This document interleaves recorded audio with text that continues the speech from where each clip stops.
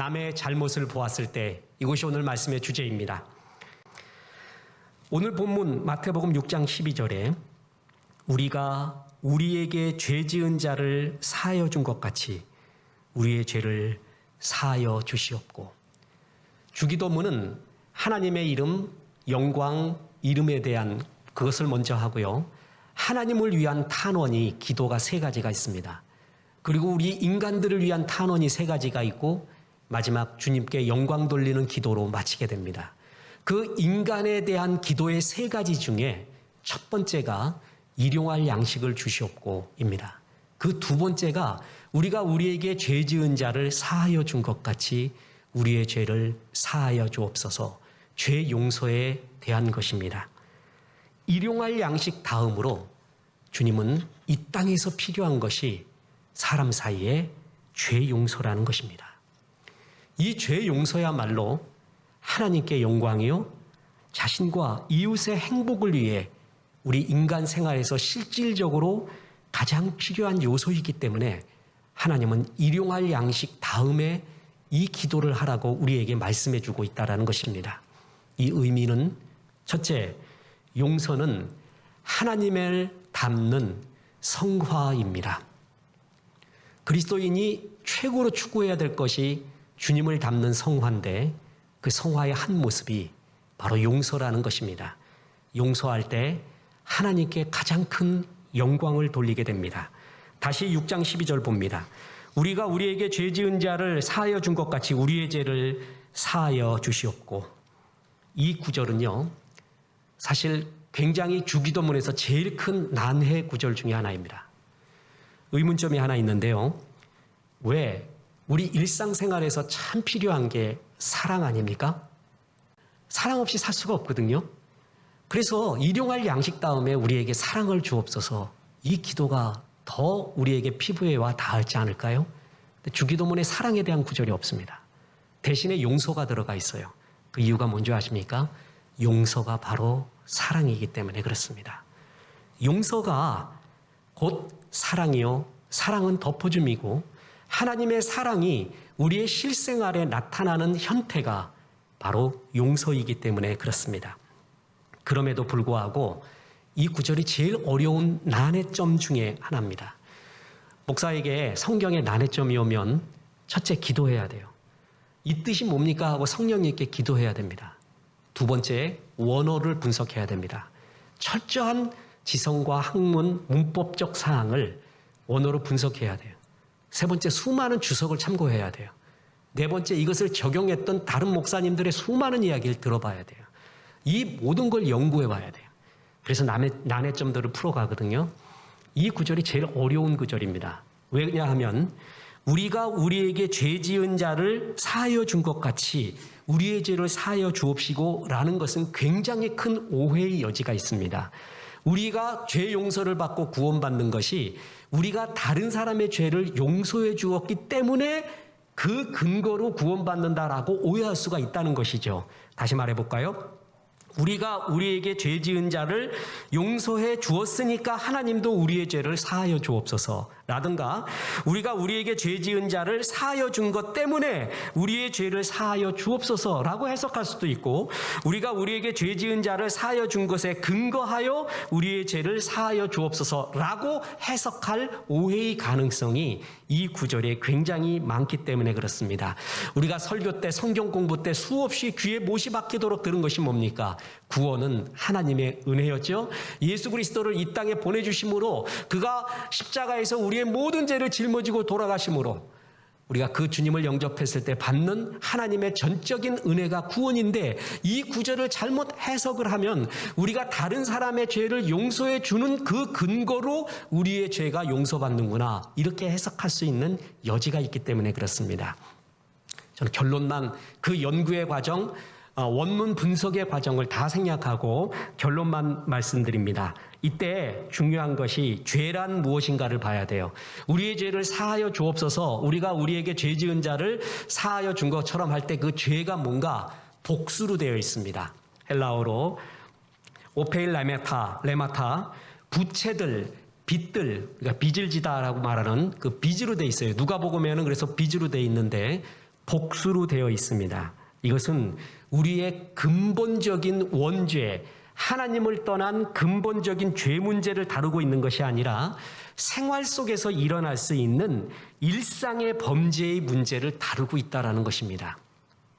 주기도문은 신앙인에게 주신 기도입니다.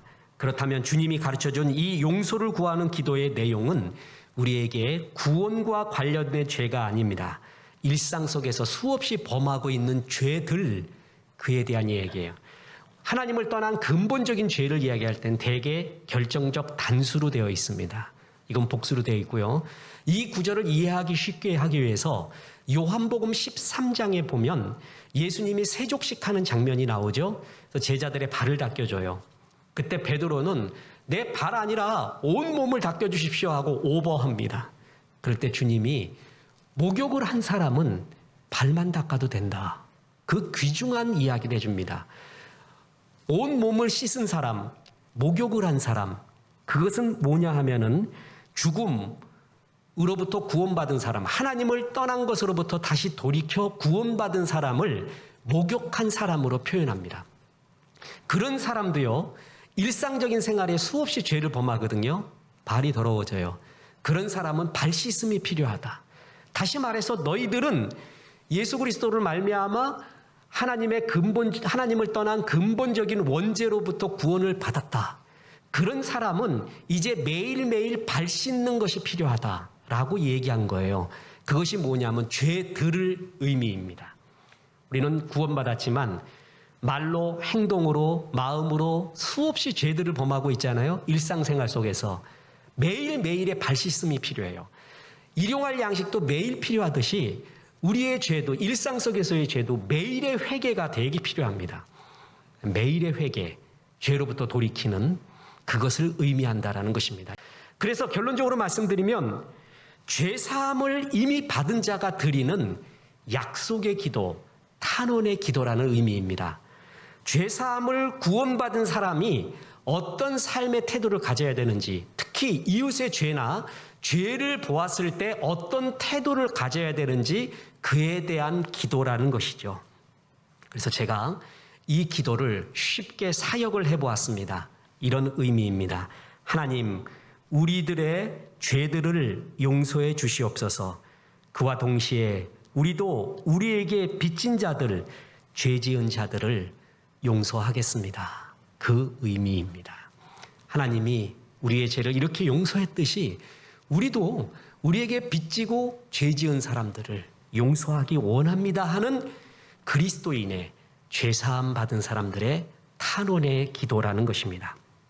예수님이 우리의 죄를 사했기 때문에 하나님과의 관계가 회복됩니다. 우리도 일상에서 수없이 죄를 범하고 죄를 당합니다. 이런 가운데 용서가, 이웃과의 관계가 회복된다는 것입니다. 우리는 다 그런 죄인들입니다.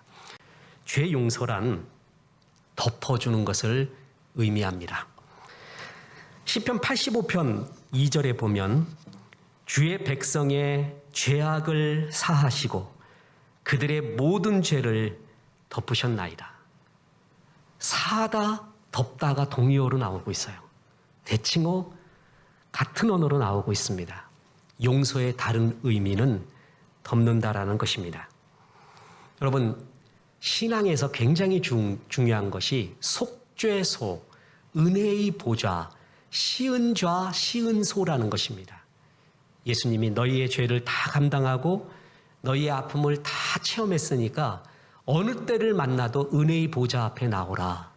주님이 말했잖아요. 그 은혜의 보좌가 구약에 나오는 성막, 그 속에 있는 지성소, 그 속에 있는 언약궤가 있어요. 그 언약궤의 뚜껑, 덮개를 가리켜 시은소, 시은자, 은혜의 보좌, 속죄소라고 했습니다. 그 덮개는 굉장히 중요합니다. 성막에서의 제일 중요한 것은 제사거든요. 제사 중에, 예배 중에 중요한 것은 죄사함의 제사입니다. 1년에 한 번 대속죄일에 대제사장은 지성소로 들어가 그 언약궤 뚜껑에 그 시은소, 은혜의 보좌에 피를 뿌립니다. 그래서 그 피를 보고 하나님이 용서합니다. 자, 그 언약궤 안에 뭐가 들어가 있죠? 이거는 모든 신학교의 시험 문제, 일반 성도들의 성경 공부 문제에 나오는 거의 100% 나오는 게 그거죠. 언약궤 안에 세 가지가 들어 있습니다. 뭐죠? 깨어진 돌판, 그러니까 십계명 깨어진 돌판, 아론의 쌍난 지팡이, 그리고 만후, 만나입니다. 이 세 가지는 전부 하나님이 이스라엘 백성에게 베푼 사랑과 은혜를 의미하고 동시에 그 사랑과 은혜를 거부한 이스라엘 백성들의 죄악을 상징합니다. 돌판, 십계명 돌판은 뭐죠? 하나님 주신 언약의 약속이에요. 그걸 거부했죠. 금송아지가 더 좋다고. 그래서 깨어진 돌판이 거기 있지 않습니까? 또 하나 아론의 쌍난 지팡이는 뭐죠? 하나님이 세우신 권위에 도전하는 거예요. 그리고 만나는 뭐죠? 하나님이 일상적으로 채워주시는 양식의 은혜였는데 그거를 싫어하면서 그거를 거부하면서 원망한 죄악이 있습니다. 하나님의 은혜에 대한 인간들의 거부의 죄악이 다 들어가 있는 게 그 언약궤 안에 들어가 있는 세 가지의 물품이에요. 그걸 보는 순간 우리는 다 죽을 수밖에 없습니다. 그게 드러나는 순간이요. 그래서 실제 언약궤 열어보면 죽는 사건이 구약에 많이 나오지 않습니까? 하나님은 일부러 그거를 덮습니다. 그걸 열어보면요, 다 소금 기둥됩니다. 죽음으로 향합니다. 살 용기가 없어집니다. 하나님은 그것을 덮어버립니다. 그 덮는 뚜껑을 가리켜 시은소 시은좌 은혜의 보좌라고 말합니다. 그 은혜의 보좌는 앞으로 오실 예수님, 그 예수님이 우리의 죄를 다 짊어지고 십자가에서 죽으시고 우리의 죄를 다 덮으셨던 것의 상징 그림자가 바로 은혜의 보좌 속죄소였다라는 것이죠. 그 덮어줌이 없으면 우리는 다 죽었지 않습니까? 그 덮어줌이 바로 용서요, 그것이 바로 사랑이라는 것입니다. 이 덮어줌의 최고의 사건이 구약에 나옵니다. 창세기 9장입니다. 보세요. 창세기 9장 20절 21절에 노아가 농사를 시작하여 포도나무를 심었더니 포도주를 마시고 취하여 그 장막 안에 벌거벗은지라. 노아는 하나님이 당대의 의인이라고 했습니다. 또 하나님과 동행한 자예요. 노아의 홍수, 무지개 사건, 그 역사에 쓰임받은 사람이에요. 그런데 그 노아의 홍수가 끝나자 게을러지고 나태해졌나 봅니다. 작은 교만도 들어왔나 봅니다. 그럼 술을 마시고 포도주를 마시고 벌거벗은 채로 누웠습니다. 문자 그대로 하체를 드러내고 누웠다라는 것도 의미하지만 성적인 범죄를 했다라는 것도 의미합니다. 이 두 가지가 다 있습니다. 그런 범죄를 하고 그는 누워 있었습니다. 저는 이 구절을 보고 느낍니다. 아, 의인은 없구나. 모두가 죄인이구나. 또 하나, 성경은 정말 정직하구나. 이 두 가지를 다 느낄 수 있지 않습니까? 그 뒤에 일어나는 사건이 성경의 난해 구절 중에 하나입니다. 노아가 그렇게 포도주 먹고 뻗어 있습니다. 하체 드러내고. 이때 세 아들이 있었어요. 셈, 함, 야벳. 그때 함이 난리가 났습니다. 우리 아버지 나쁜 사람이라고 난리를 부렸고요. 셈과 야벳은 그것을 덮어줍니다. 그 뒤에 이 사건이 나오는데 먼저 함의 모습 반응을 보겠습니다. 창세기 9장 22절. 가나안의 아버지 함이 그의 아버지 하체를 보고 밖으로 나가서 그의 두 형제에게 알림해. 이 사건으로 함은 저주를 받습니다.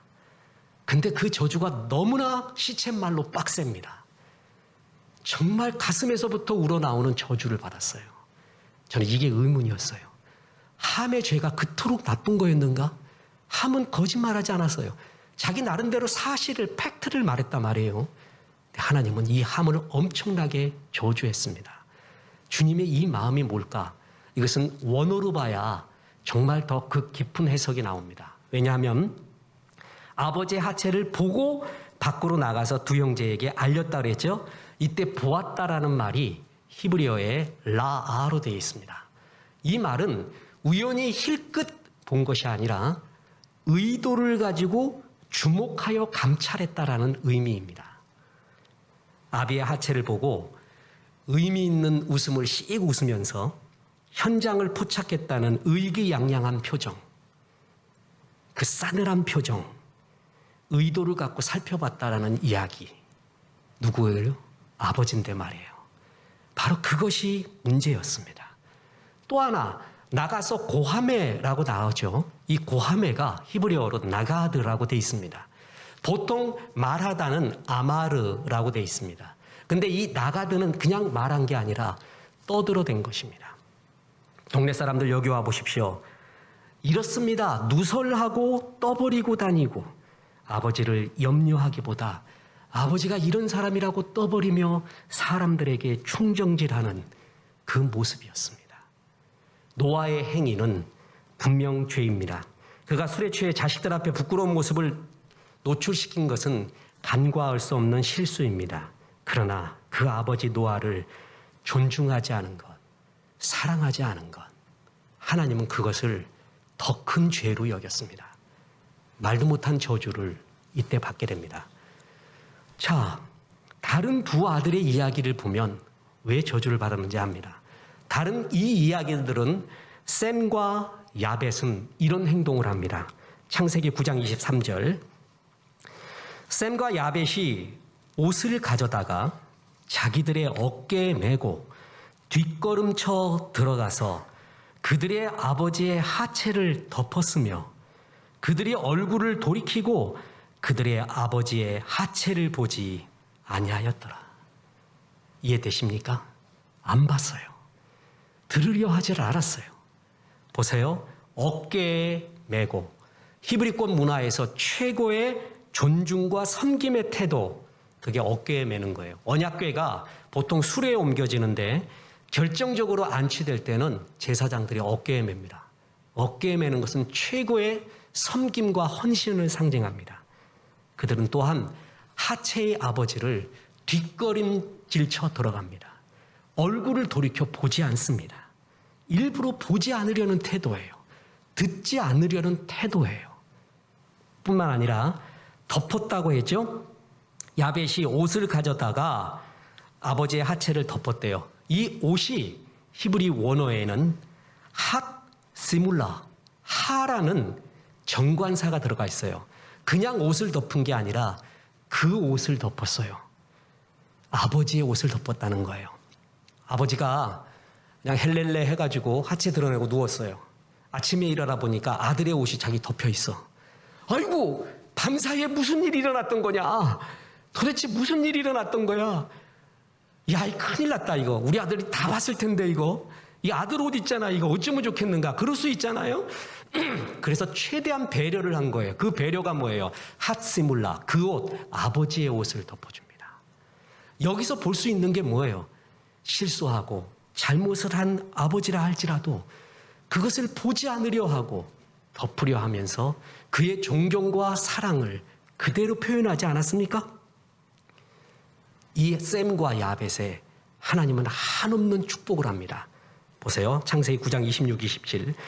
또 이르되 셈의 하나님 여호와를 찬송하리로다. 가나안은 셈의 종이 되고 하나님이 야벳을 창대하게 하사 셈의 장막에 거하게 하시고 가나안은 그의 종이 되게 하시기를 원하노라 하였더라. 하나님의 말없는 축복이 임합니다. 남의 잘못을 대하는 나의 태도에 내 운명이 좌우될 수도 있다라는 이야기입니다. 왜 그랬을까요? 왜 뒷걸음질 쳤을까요? 왜 얼굴을 돌이켜 보지 않았을까요? 왜 아버지의 옷을 덮어주고 어깨에 메고 그 옷을 가지고 갔을까요? 아버지에 대한 존중과 사랑입니다. 가정에서 제일 필요한 게 바로 이 덮어줌과 사랑입니다. 그래서 베드로전서 4장 8절에 보면 무엇보다도 뜨겁게 사랑할지니 사랑은 서다한 죄를 덮느니라. 우리가 우리에게 죄 지은 자를 사하여 준 것 같이 그건 용서를 의미하고 용서는 사랑을 의미하고 사랑은 덮어줌을 의미합니다. 그래서 사랑을 위해 기도한 것입니다. 건전한 비판 필요하다는 거 우리는 귀에 못이 박히도록 들어왔습니다. 건전한 비판 되게 필요합니다. 라인홀드 니버의 도덕적 인간과 비도덕적 사회. 개인은 도덕적이에요. 그러고 싶어요. 그런데 사람이 모일수록 비도덕적이 된대요.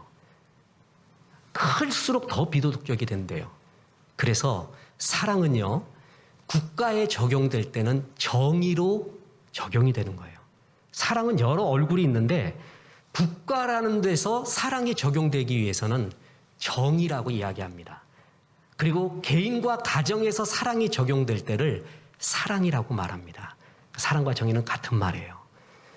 자, 가정에서, 그래서 국가에서 참 필요한 게 뭐냐 하면 정의죠. 정의로운 나라 그러지 사랑스러운 나라 그러지 않아요. 왜냐하면 국가에 적용되는 큰 공동체에 적용되는 사랑이 정의이기 때문에 그래요.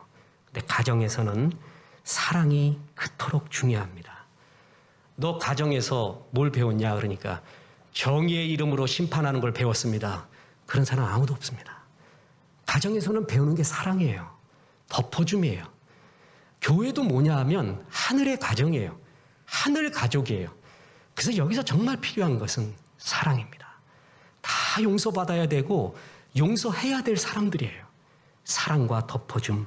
그게 하늘 가족인 교회와 가정에서 얼마나 필요한 이야기인지 모릅니다. 용서는 우리의 일상생활에 너무 중요한 것입니다. 그것이 하나님의 사랑을 실현하는 길이요, 하나님께 영광 돌리는 길입니다. 여기서 그치지 않습니다. 왜 죄 용서를 위해 기도하라고 하는가? 그것은 두 번째로 내 자신을 위해서입니다. 내가 사는 길입니다. 다시 6장 12절 보겠습니다. 우리가 우리에게 죄 지은 자를 사하여 준 것 같이 우리 죄를 사하여 주시옵고. 용서하지 않잖아요? 원망과 분노는 날카로운 칼과 같습니다. 이걸 품고 있으면 다른 사람보다 자신이 상처를 입습니다. 아까 말씀드렸던 원로 목사님, 이분이 어릴 때 이렇게 주먹 힘이 좀 약했나 봐요. 근데 안 좋은 일을 당했어요. 너무 억울한 일을 당했어요. 힘센 놈한테. 복수하겠다고 내가 힘은 없으니까 이놈을 찔르리라 해갖고 가시나무 아세요? 가시나무 가지를 잘라갖고 주머니에 넣고 다녔대요. 내 이놈 가만히 안 둔다 한번. 그러다가 걔하고 싸움은 못하고 자기의 허벅지는 허구한 날 찔러댔다고 합니다. 허구한 날 피투성이가 됐대요. 그렇구나. 가시 품고 있잖아요. 자기 죽이는 것입니다. 결국 복수도 못합니다. 복수해서 시원해도 더 큰 안갚음으로 다가옵니다. 용서는 자기에게 주는 최고의 이기적인 행위, 그게 바로 용서입니다. 어떤 사람을 미워하기 시작하는 순간부터 나는 그의 노예가 됩니다. 정신적 노예가 됩니다. 아름다운 하루, 기적 같은 하루였습니다 하고 감사 기도를 해야 되는데 그 연놈 오늘도 못 죽였습니다. 그러고 기도해요. 아침에 일어나면 오늘도 기적 같은 하루가 열렸군요. 영광스러운 하루. 아침마다 새로우니 주의 영광이 크도소이다. 이런 기도해야 되는데 오늘 그놈을 어떻게 죽일까요, 주님? 나에게 지혜 주십시오. 그게 인생입니까? 미워하는 순간 죄의, 의식의, 부정의 노예가 됩니다. 기도가 안 됩니다.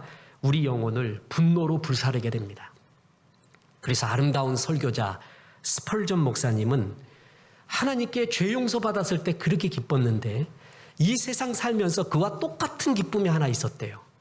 내가 용서할 때래요. 내가 용서할 때 용서 받았을 때의 기쁨과 동일한 기쁨을 느낄 정도로 그 기쁨이 컸고 나에게 목회의 삶에 비상하는 날개가 생겼다. 그렇게 이야기할 정도였습니다. 참 소개해주고 싶은 의사가 있는데 그는 폴 트루니에입니다. 세상에 나와 있는 수많은 의사의 얘기, 심리학자의 얘기 좋은 것 많지만 영적으로 비성경적인 것도 많죠. 근데 폴 트루니에는 경건한 그리스도인으로 참 성경적인 이런 심리학과 치료에 대한 이야기를 해서 굉장히 권고할 만합니다. 그가 쓴 어느 의사의 임상 기록에 나온 이야기입니다. 악성 빈혈로 고생하던 한 직장 여성이 있었습니다. 담당 의사가요, 반년 이상이나 이렇게 집중 치료를 했지만 낫지를 않아요. 그래서 당신은 입원해야겠습니다. 이렇게 얘기했어요. 그러던 어느 날 일주일 후에 나타난 그녀가 너무나 이상했습니다. 중증 악성 빈혈로 고생하던 얼굴이 아니에요. 거의 말짱해요. 그리고 그가 어떤 소견서 하나를 갖고 왔는데 그 소견서는 회사가 발행한 의무관의 소견서가 들려 있습니다. 거기에 이렇게 기록되어 있습니다. 환자의 빈혈 여부를 확인하기 위하여 제가 실시한 혈액 검사에서는 완전히 정상으로 나타났음. 그러나 담당 의사의 뜻을 존중한다는 의미에서 병가를 얻어 보내니 선처바람. 회사 의사가 보기에 말짱하대요 이제. 근데 담당 의사가 한번 조사해봐라. 그래서 혈액 검사했더니 정상으로 나왔어요. 이게 어떻게 된 일인가 의아해서 쳐다봤더니 그 여자가 이렇게 말합니다. 제가 한없이 증오하던 사람을 며칠 전에 용서해 주었습니다. 그런데 바로 그때부터 제 기분이 좋아지고 삶에 긍정적인 욕망이 생겼습니다. 용서는 나를 위해 하는 거예요. 나를 위한 최고의 이기적이고 아름다운 행위가 바로 용서입니다. 그러나 용서보다는 우리는 복수를 좋아해요. 쌤통이다라는 것을 되게 좋아해요. 그 이유가 뭔지 아세요? 우리 속에 있는 죄성이에요. 죄성은 쌤통을 좋아합니다. 복수하는 것은 내 죄성을 만족시켜요. 그러나 성령님은 끝없이 용서하래요. 그것이 네가 사는 길이고 그가 사는 길이래요. 1996년 킴푹은 강연에서 간증을 합니다. 그때 그 폭격으로 자기 두 부모는 죽었고 화상으로 17번 수술을 했고 14개월 동안 생사의 고비를 넘기는 고생을 했다. 그리고는 이렇게 말했습니다. 폭탄을 떨어뜨린 그 조종사를 지금 만날 수 있다면 전 그에게 말하고 싶습니다. 우리가 지나간 역사를 바꿀 수는 없지만 평화를 도모하기 위해 지금부터 또한 앞으로 선한 일을 계속하도록 노력해야 한다고 말입니다. 이 말을 듣고 있었던 그 조종사 존 플리머, 그는 더 이상 견딜 수가 없었습니다. 이 강연을 하는 킴푹 앞으로 다가갑니다. 용기를 냈습니다. 그리고 말합니다. I am John Plymmer. I am sorry. I am truly sorry. 제가 그 조종사, 폭탄을 떨어뜨렸던 조종사 플리머입니다. 죄송합니다. 진짜 죄송합니다. 그랬더니 킴쿡은 그를 안아주면서 말합니다. 괜찮아요. 이미 용서했어요. 플리머는 그때의 만남을 나중에 이렇게 고백합니다. 어떻게 2분 동안의 짧은 대화가 지난 24년 동안의 악몽을 깨끗이 지워버릴 수 있었는지 아직도 이해할 수 없습니다. 내가 받은 용서는 내가 무엇을 했기 때문에 받은 것이 아니라 그것은 선물이었습니다. 그저 신비로울 따름이었습니다. 24년 동안 인생을 망가뜨렸던 그 짓눌렀던 모든 아픔이 그때 용서로 다 물러난 것입니다. 이 존 플리머, 이 조종사는 감리교회 목사가 됩니다. 지금 버지니아 주에서 작은 목회를 하면서 그의 주제는 십자가의 용서와 화해입니다. 어느 날 이 교회에 바로 그 소녀였던 킴 양을 자기 교회로 초청을 합니다. 그리고 간증 집회를 하게 됩니다. 그때 그 집회의 주제가 용서를 주고받는 기쁨에 대하여 성령이 온 교인들을, 그 설교를 듣는, 간증을 듣는 온 영혼들을 감쌌습니다.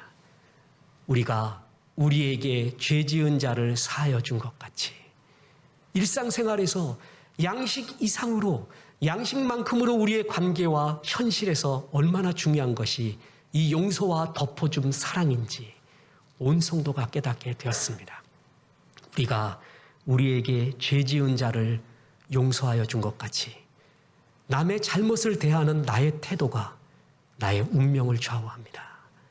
나도 용서받아야 될 그러한 죄인이었습니다.